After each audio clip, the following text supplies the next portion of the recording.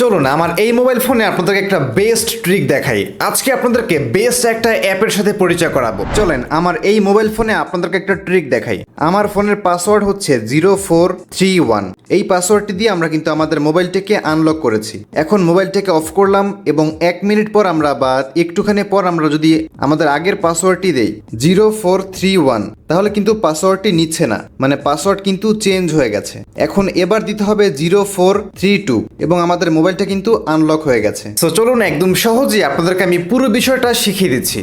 তো একদম প্রথমে আপনি আপনার মোবাইলের গুগল প্লে স্টোরে চলে আসবেন, তারপর সার্চ বারে ক্লিক করবেন এবং এখানে আপনি টাইপ করবেন স্ক্রিন লক টাইম পাসওয়ার্ড। এটা লিখে টাইপ করলে আপনি একদম প্রথমে এই অ্যাপসটা পেয়ে যাবেন। এটাকে আপনি ইনস্টল করে ফেলবেন, তারপর অ্যাপসটিকে ওপেন করে দিবেন।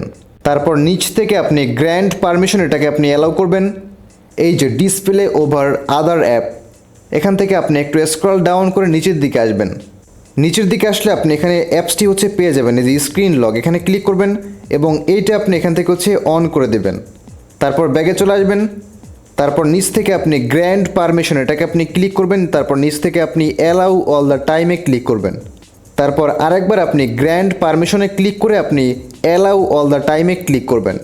তারপর এখন যে কাজটি আপনাকে করতে হবে সেটা হচ্ছে জাস্ট যে ইনেবল লক, এটাকে আপনি অন করে দিবেন। তারপর এরকম একটা অপশন আসবে, এখান থেকে লেখা আসছে সিলেক্ট রিকভারি পাসওয়ার্ড, মানে আপনি কখনো পাসওয়ার্ডে ঝামেলা হলে বা অ্যাপে কোনো প্রবলেম হলে আপনি আপনার মোবাইলটাকে রিকভার করতে এখান থেকে জাস্ট আপনার হচ্ছে একটা সংখ্যা দিবেন। সংখ্যাটা আপনি এখান থেকে চাইলে যে কোনো অ্যান্সার আপনি সিলেক্ট করতে পারবেন। তো আমি আপনাকে রেকমেন্ড করবো এখান থেকে আপনি দিবেন 1234, তারপর সেভ করবেন। তারপর এরকমভাবে হচ্ছে শো হয়েছে। এবার আমরা নিচ থেকে জাস্ট এই যে সোয়াইপ অ্যান্ড আনলকে ক্লিক করব।